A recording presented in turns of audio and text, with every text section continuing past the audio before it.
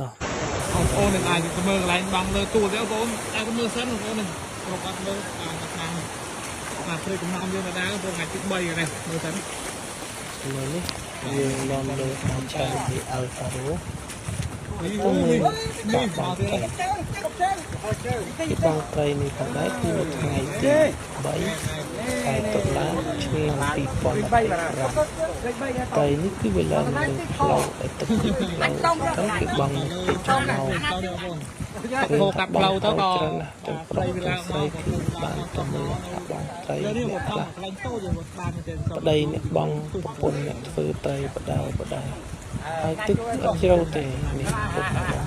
ទឹកគឺហូរលើផ្លូវទឹកហើយបង